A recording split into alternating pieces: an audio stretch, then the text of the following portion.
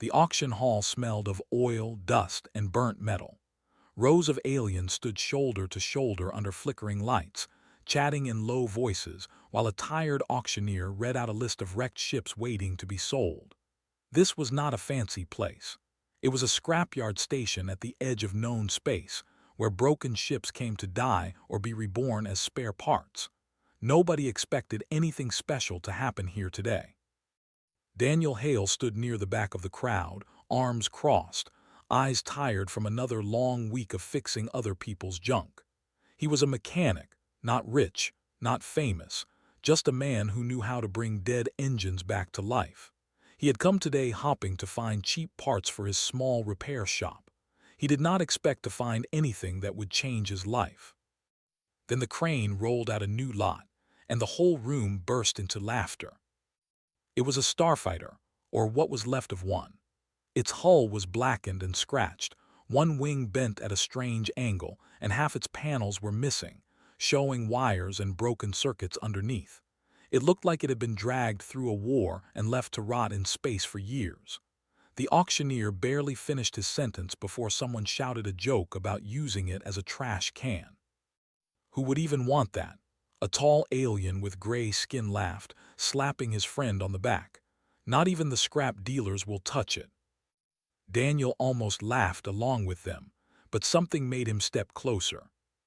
He could not explain why, but as he walked toward the ship, a strange feeling crawled up his spine. It was not fear exactly, more like the feeling of being watched. He stopped a few feet from the wreck and looked at the hull. The metal was unlike anything he had seen before. It was not one of the usual alloys used in known shipbuilding.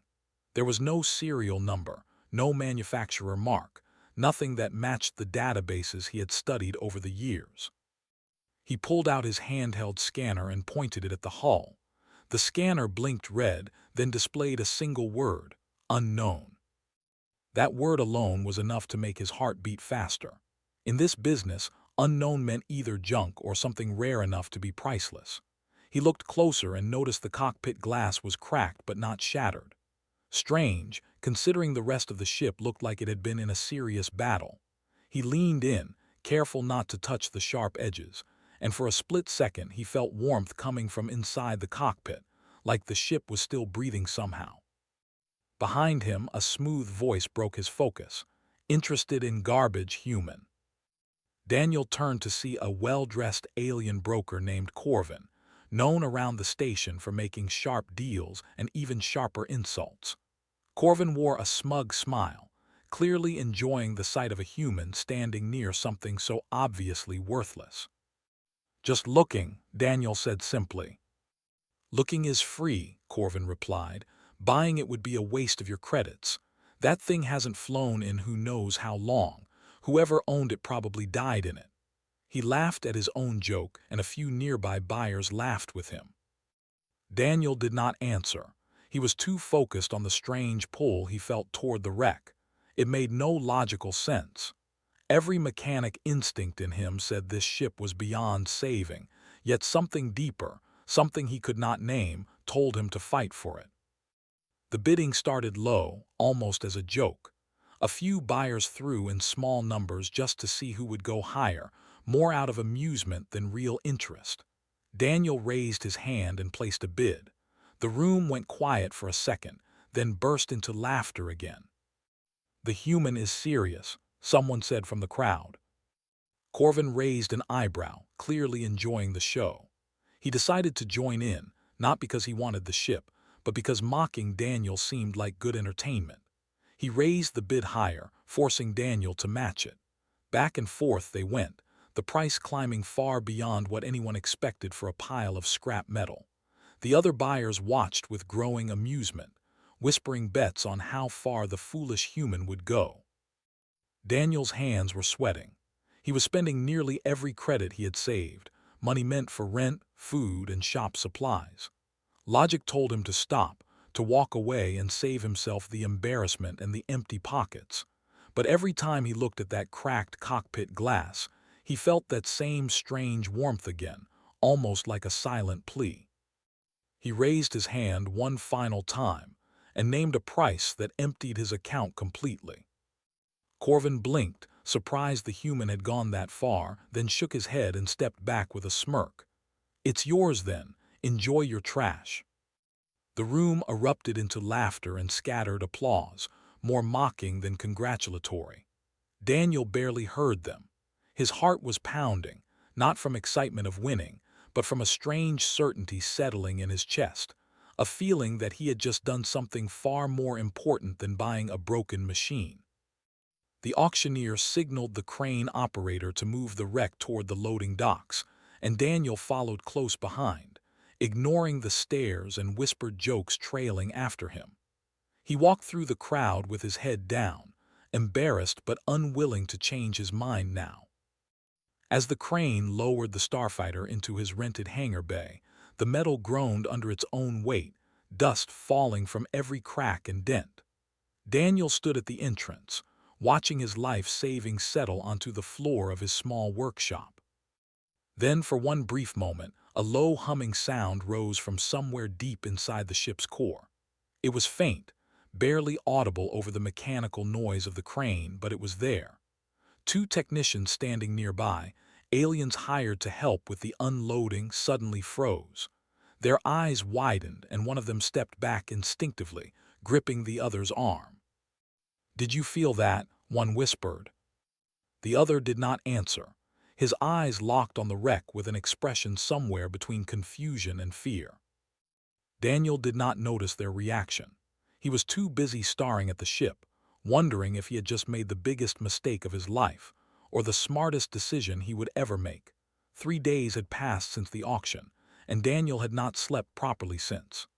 His small hangar bay, usually filled with the smell of grease and old coffee, now felt different, heavier somehow, as if the broken Starfighter sitting in the corner had brought its own atmosphere with it. He had spent every free hour circling the wreck, running scans, testing tools, trying to understand what exactly he had bought. None of it made sense. Standard cutting torches barely scratched the hull. His welding equipment refused to bond properly with the strange metal. Even his most advanced diagnostic tools returned nothing but static or the same maddening word: unknown. Frustrated, he wiped sweat from his forehead and stepped back, staring at the ship like it was mocking him personally. "You're not making this easy," he muttered. As if in response, a faint shimmer passed across the cracked cockpit glass, so quick he almost thought he imagined it. Daniel rubbed his eyes, telling himself exhaustion was playing tricks on him. He needed help, someone who actually understood alien tech better than he did. There was only one person on the station he trusted enough to ask. Rhea Solon ran a small parts shop 2 docks down, a semi-retired engineer who had once worked on advanced alien fleet systems before deciding station life suited her better. She was sharp-tongued, impatient, and did not tolerate foolishness, but she owed Daniel a favor after he fixed her cooling system for free last winter. He found her elbow-deep in a broken engine when he arrived, grease smudged across her face. "I need your help," Daniel said without wasting time. Rhea did not even look up. "With what?" "Another one of your charity repairs." "With this," he said, holding up a data chip containing his scan results. Something in his tone made her pause. She wiped her hands, took the chip, and plugged it into her console. As the readings appeared on screen, her expression shifted from mild curiosity to genuine confusion. "This can't be right," she said, running the scan again. "This alloy composition doesn't match anything in the registry.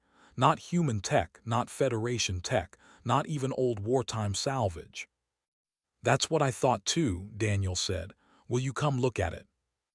Rhea hesitated only a moment before grabbing her tool bag. Curiosity had always been her weakness. When they arrived at Daniel's hangar, Rhea walked slowly around the wreck, running her hands carefully along the hull, occasionally muttering something under her breath. She paused at the cockpit, staring at the cracked glass for a long moment. "There's a core signature here," she finally said. "Faint but active. Something inside this ship still has power." Daniel felt his pulse quicken. An engine. No, Rhea said slowly. This feels more like a mind. They worked together for hours, carefully removing damaged panels, tracing wires that led toward the ship's center. Eventually, hidden beneath layers of scorched metal, they found it. A small, dark core, smooth and seamless, unlike any processor or engine part either of them had ever seen. It did not look manufactured so much as grown, its surface almost organic in texture. The moment Daniel's fingers brushed against it, a faint pulse of warmth spread through his hand, gone as quickly as it came. Rhea stepped back sharply. Did you feel that? Yeah, Daniel whispered. Before either of them could say more, footsteps echoed near the hangar entrance. A station security officer walked in, followed by two armed enforcers wearing unfamiliar uniforms, insignias neither of them recognized. The lead enforcer, a stern-faced alien with cold eyes, scanned the hangar before locking his gaze on the wreck. "This is the ship purchased 3 days ago at auction," he asked, his tone more accusation than question. "That's right," Daniel said carefully. "It's mine, bought and paid for. We have reports of unusual energy readings originating from this vessel," the enforcer said. "We require access for inspection." Rhea stepped slightly in front of Daniel, arms crossed. Under station law, private property cannot be searched without proper authorization. Do you have that authorization? The enforcer's jaw tightened. Clearly he did not, but his eyes lingered on the ship a moment longer, calculating something. "This matter is not finished," he said finally, before turning and leaving with his men, though not before glancing back one last time at the wreck with an expression that looked almost like fear. Once they were gone, Daniel exhaled a breath he did not realize he was holding. That was not normal security business. "No," Rhea agreed, her voice unusually serious. "That was someone checking if a rumor was true." They turned back to the ship, and this time, without warning, the small dark core pulsed with light. A single glowing symbol projected briefly into the air above it, sharp lines forming a shape neither of them recognized, unlike any language or code in their known records. It hung there for barely 2 seconds before vanishing, the core going dark again. Daniel stared at the empty space where the symbol had been, his mind racing. What was that? Rhea did not answer right away. She was staring at the core with a look Daniel had never seen on her before, a mixture of excitement and unease. "I don't know," she finally admitted. "But whatever this ship really is, it's not garbage, and I think people far more dangerous than that enforcer are going to want to know you have it." Outside, unseen by either of them, a small hidden drone hovering near the hangar's outer wall recorded everything before quietly slipping away into the shadows of the station, carrying its footage toward someone waiting far beyond Daniel's knowledge. Old records were never meant to be easy to find. That much became clear to Daniel as he sat hunched over a borrowed terminal in the back room of Rhea's shop, eyes burning from hours of searching through dusty archives that most people had forgotten even existed. After the strange symbol appeared above the ship's core, Rhea had insisted they needed answers before doing anything else. She still had contacts from her old engineering days, people who owed her favors, people who knew where to look when official records refused to give up their secrets. "Public databases won't have this," she said, sliding a small data drive across the table toward him. "This is from an old archivist friend of mine. Half of it is corrupted, but it might give us a starting point." Daniel loaded the files and began sorting through fragments of old texts, faded images, and half-translated reports. Most of it was useless, scattered notes about long-forgotten trade routes and abandoned mining colonies. But buried deep within one corrupted folder, he found something that made him sit up straighter. It was an old illustration, badly damaged but still recognizable, showing a sleek fighter craft with the same strange hull pattern as the one sitting in his hangar. Beside it was a passage written in an old, formal dialect, describing a faction referred to only as the Silent Wing. "Rhea," Daniel called, "you need to see this." She leaned over his shoulder, reading quickly. Her face grew serious. The Silent Wing. I've heard whispers of that name before, mostly as a scare story parents told their kids. Supposedly a faction that pushed technology too far, too fast, and paid for it. Paid for it how? Wiped out, Rhea said quietly. Erased from history in a single event so total that most people think it's just a myth, a warning against unchecked ambition. Daniel stared at the illustration again, then glanced toward the direction of his hangar, thinking of the wreck sitting quietly inside it. You think my ship belonged to them?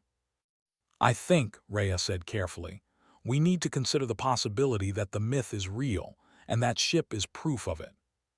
The weight of that thought settled heavily over the room. If true, it meant Daniel was not simply sitting on a rare piece of alien tech. He was sitting on a secret many powerful groups had spent generations trying to erase. Their research was interrupted by a soft chime from Rhea's communicator. She frowned at the unfamiliar signal before answering it. A calm, polished voice spoke from the other end, introducing itself as a representative of a collector named Threll Dassic, a name Rhea clearly recognized, judging by the way her posture stiffened. The voice explained, in smooth and careful words, that Threll Dassic had heard interesting rumors about a recent auction purchase and wished to make a generous offer for the vessel in question, an offer far beyond anything reasonable for a supposed pile of scrap. Daniel took the communicator, his voice steady despite the unease building in his chest. The ship isn't for sale. There was a brief pause on the other end. Everything has a price, young man. I would reconsider before Master Dassic's patience runs out. The call ended abruptly, leaving a tense silence in the room. That's not a good sign, Rhea said. Threll Dassic doesn't usually take no for an answer.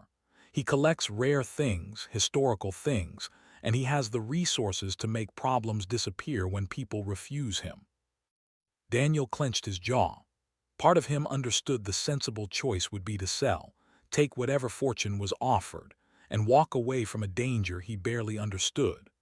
But every time he thought about handing the ship over, that same strange warmth he had felt from its core returned to his memory, along with an inexplicable feeling that the ship was waiting for something or someone, and that someone was not Threll Dassic.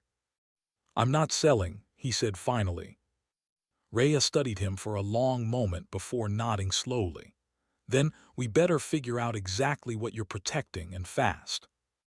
They spent the rest of the day digging deeper, uncovering fragmented reports describing the Silent Wing not as reckless villains, but as innovators who had built technology decades ahead of their time, technology that made surrounding powers uneasy.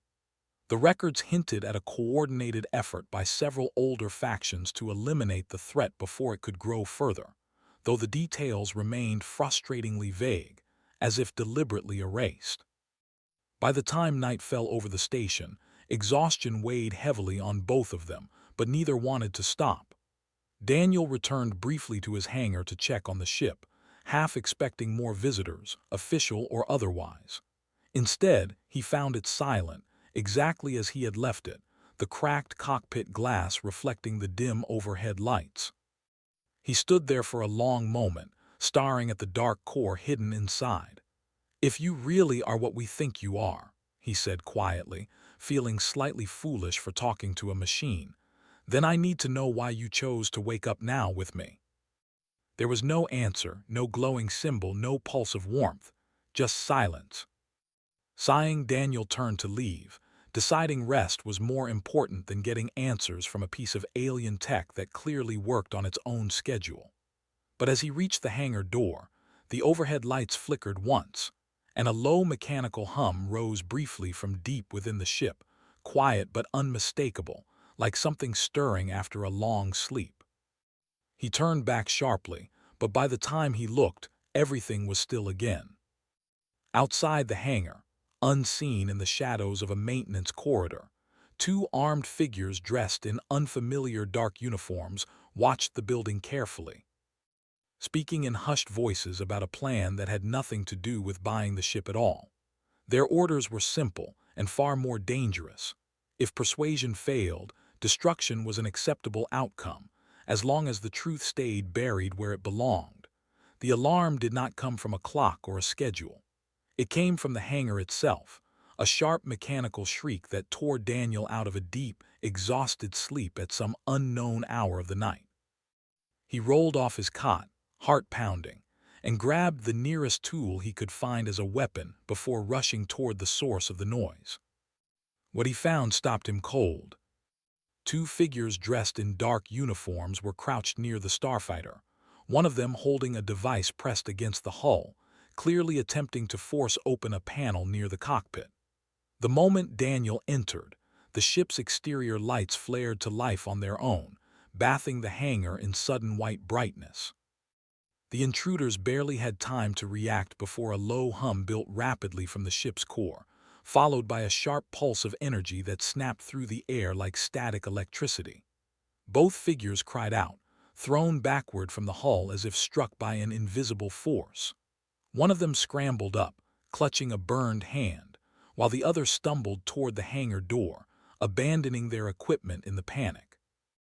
Daniel stood frozen for a moment, tool still raised uselessly in his hand, watching as the two intruders fled into the corridor outside.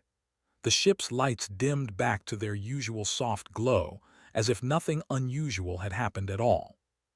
"You protected yourself," Daniel muttered, staring at the wreck with a mixture of disbelief and something close to respect. "You're really not dead in there, are you?" Silence answered him, but it no longer felt empty. It felt like listening. He barely slept the rest of the night, replaying the attack over and over in his mind. By morning, Rhea arrived to find him already awake, sitting near the ship with dark circles under his eyes, holding a scorched piece of equipment left behind by the intruders. "They came for it," he said simply. Rhea examined the device carefully, her expression grim. "This isn't standard station security gear. This is professional equipment, the kind used by people who don't want to be traced." "So not Threldasik's people." "Maybe, maybe not," Rhea said. "Could be someone else entirely, someone who doesn't want to buy the ship at all but wants it gone." The thought settled uncomfortably between them. If true, it meant the danger was far greater than a wealthy collector's persistence. Someone out there was willing to risk violence just to make sure the truth locked inside that ship never came out. Daniel made a decision then, one that surprised even himself. "I need to learn to fly it, properly, before whoever tries next succeeds." Rhea raised an eyebrow. "You've never flown anything like this before." "No," Daniel admitted, "but staying still clearly isn't safe either." Over the following days, they worked tirelessly to stabilize the ship's systems enough for a test flight. The dark core responded slowly to Daniel's presence, occasionally pulsing faint light when he sat in the cockpit, almost as if studying him. Strange fragments of information began appearing on a small display screen, symbols and shapes that meant nothing to him, yet somehow felt like questions rather than commands. "It's testing you," Rhea observed one afternoon, watching the display flicker with unfamiliar patterns. "Trying to understand if you're worth trusting." "Trusting with what?" Daniel asked. Rhea only shook her head, unsure herself.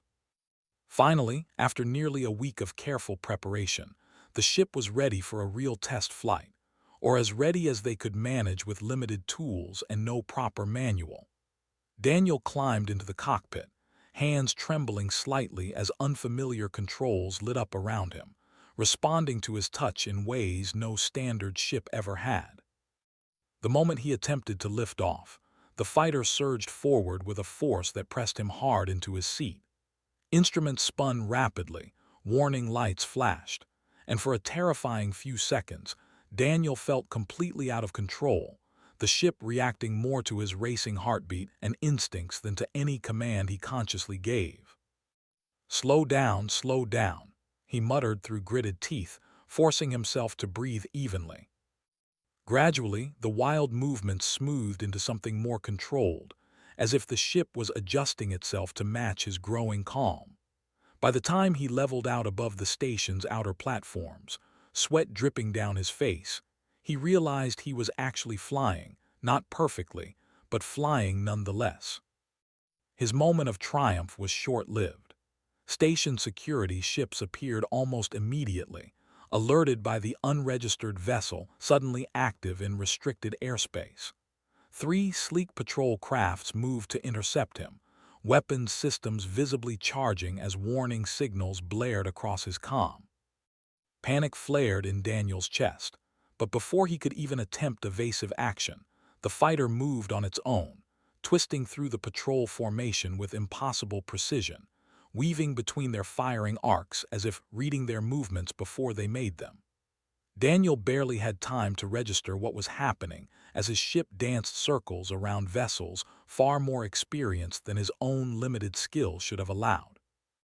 Within moments, the patrol ships fell behind, unable to match the fighter's speed and agility, eventually breaking off pursuit as their commanding officer radioed in confused, alarmed reports about an unknown vessel with capabilities beyond anything in their current fleet.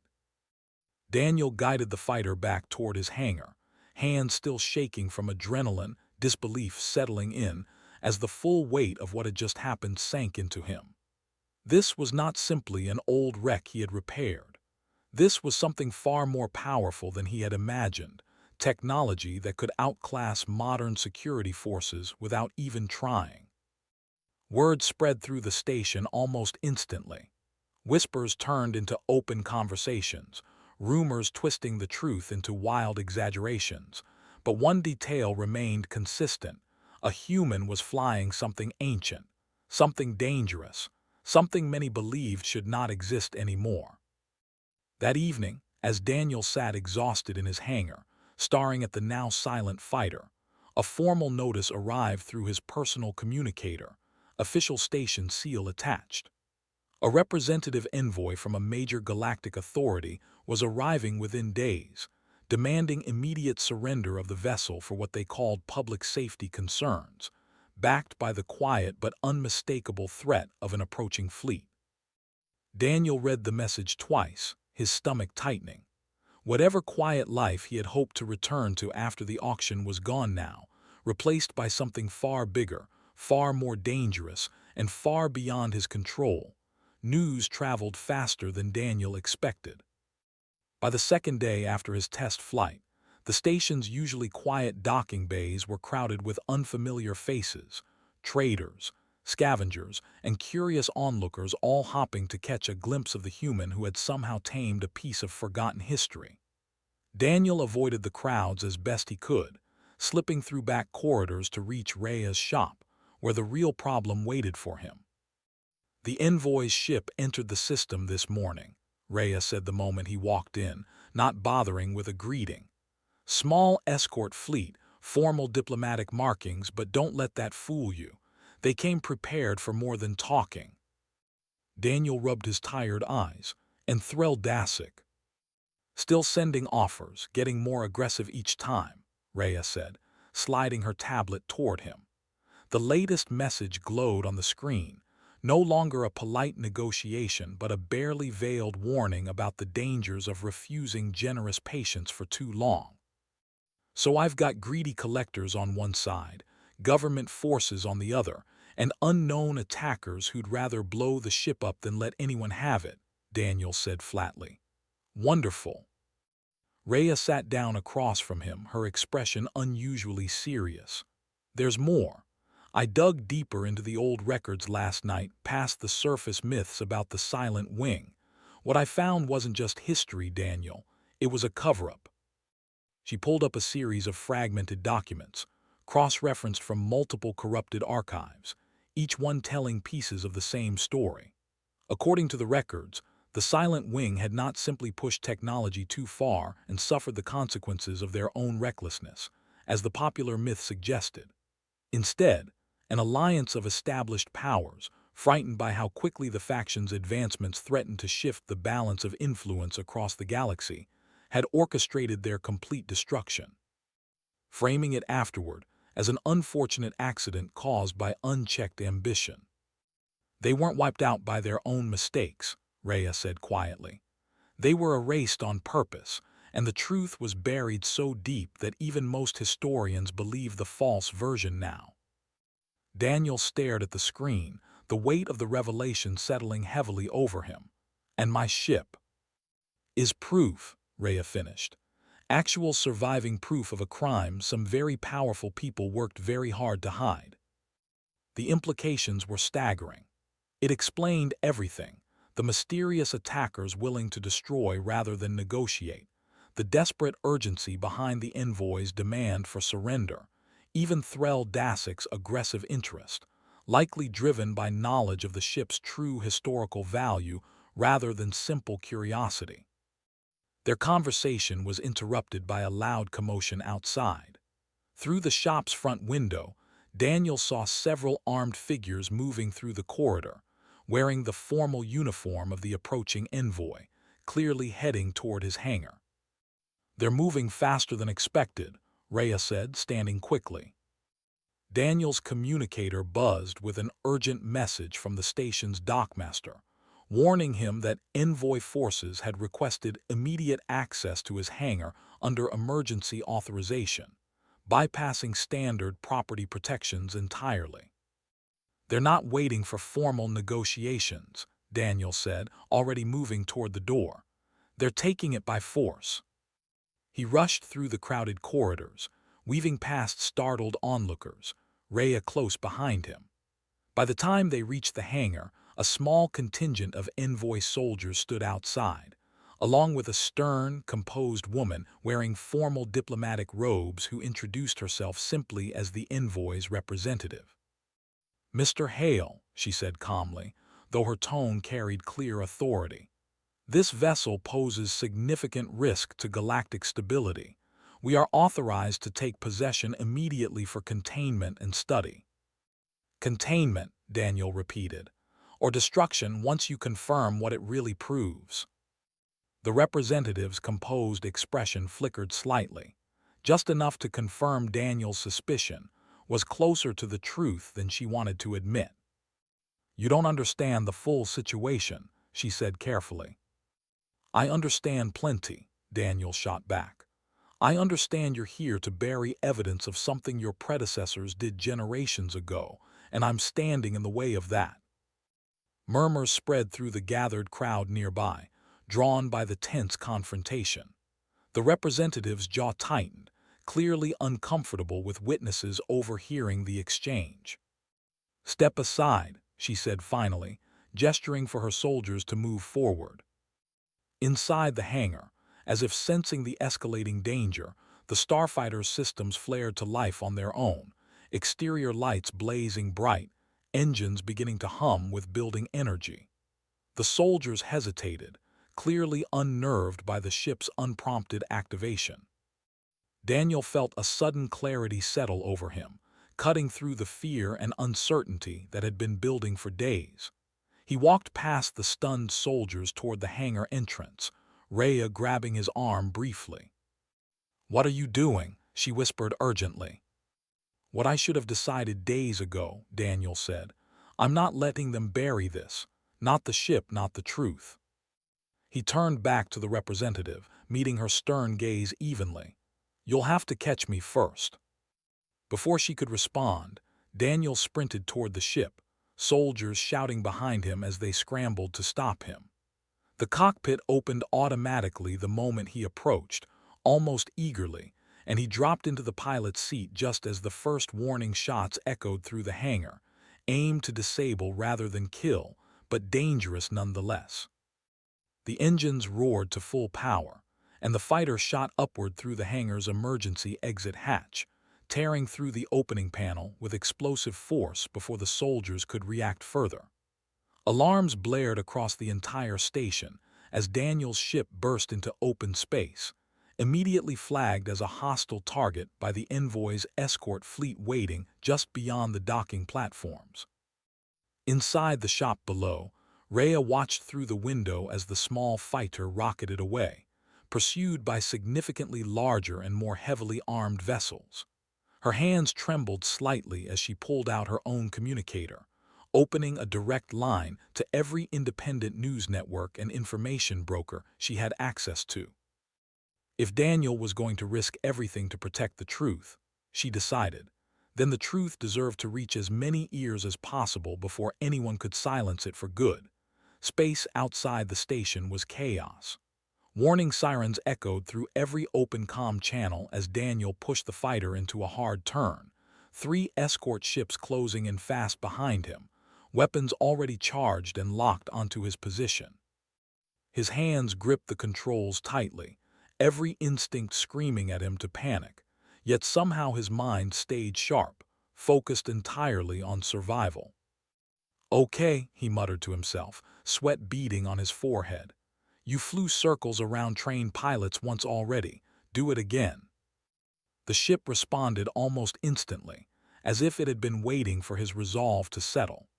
Energy surged through the controls, and the fighter twisted sideways with breathtaking speed, narrowly avoiding a burst of weapons fire that streaked past where he had been only a heartbeat earlier. Behind him, the pursuing pilots shouted frustrated commands to each other, struggling to predict his movements.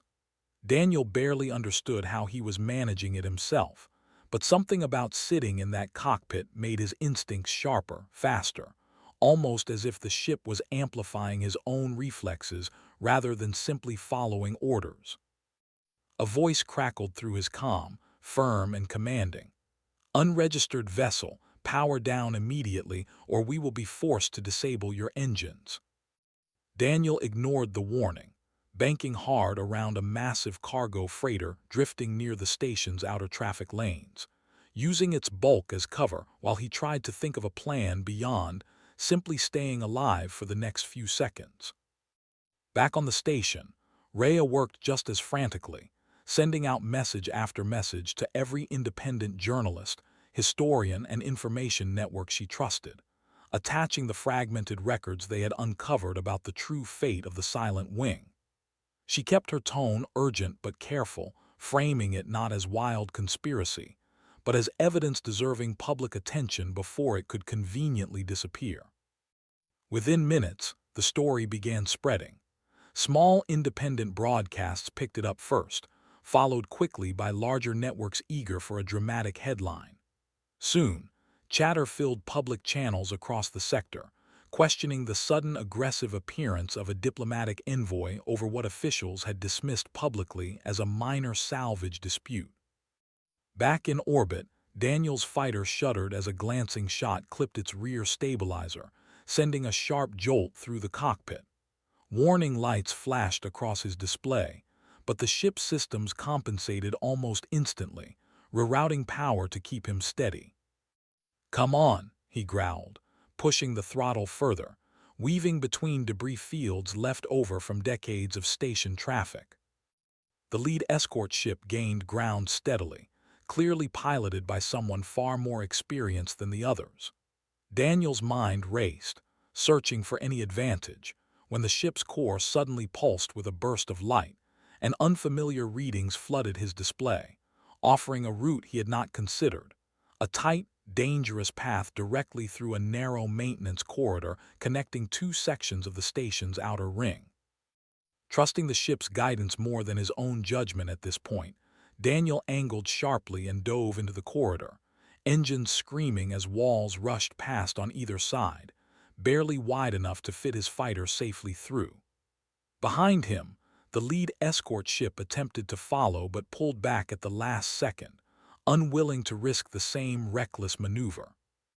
Daniel burst out the other side, putting critical distance between himself and his pursuers, just as new voices crackled urgently across multiple comm channels, no longer just security chatter, but confused questions from station officials demanding to know why envoy forces were engaging an unarmed civilian vessel over an unconfirmed historical claim, now spreading rapidly across public networks.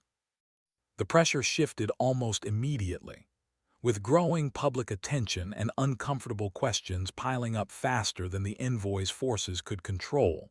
The pursuing ships received a sudden, reluctant order to stand down. Their commanding envoy representative, recalling them, rather than risk further escalating a situation quickly spiraling beyond quiet containment. Daniel slowed his fighter cautiously, watching the pursuing ships peel away one by one, disappearing back toward their formation near the station. Relief flooded through him, followed quickly by exhaustion so heavy his hands trembled against the controls. He guided the battered fighter back toward the station, engine sputtering slightly from the damage sustained during the chase, but still holding together. As he approached the docking platforms, he saw Rhea waiting anxiously near the entrance, along with a small crowd of onlookers, no longer laughing or mocking, but watching with genuine curiosity and, in some cases, quiet respect. Once he landed and climbed out of the cockpit, legs unsteady from adrenaline finally fatting, Rhea rushed forward, relief clear on her face. "You're an idiot," she said, though her voice cracked slightly with emotion. "A reckless, stubborn idiot." "Yeah," Daniel admitted, managing a tired smile. "But it worked." In the days that followed, the story continued spreading across public networks, forcing several political figures into uncomfortable public statements, some denying involvement entirely, others quietly requesting formal investigations into historical records long thought settled. The envoy's authority, caught in an increasingly public scandal, backed away from further attempts to seize the ship, unwilling to risk deeper scrutiny into their own predecessor's actions. Threll Dassik's offers stopped abruptly as well, the collector apparently deciding a very public relic tied to political controversy was far less appealing than a quiet, secret acquisition. Daniel returned to his hangar, though it no longer felt like the same modest workshop it had been just weeks earlier. Reporters occasionally lingered nearby, hopping for interviews he mostly declined, while a handful of quiet allies, including a few unlikely alien contacts impressed by his stubborn defiance, began offering their support and protection against those who still resented the truth coming to light. Sitting once again in the cockpit late one evening, alone with the ship's quiet hum surrounding him, Daniel finally felt the strange, dark core pulse warmly against his presence, no longer testing or questioning him, but settling into something steady, familiar, almost like recognition. A soft, clear thought brushed against his mind, not quite words but close enough to understand. Partner, not machine. Chosen, not owned. Daniel leaned back, exhaling slowly, staring out at the stars visible through the hangar's open doors. "Well," he said quietly, a tired but genuine smile forming on his face, "I guess this is just the beginning, isn't it?" The core pulsed once more in response, warm and steady, as if agreeing that whatever came next, the galaxy was far from finished dealing with the discarded Starfighter everyone had once mocked as worthless.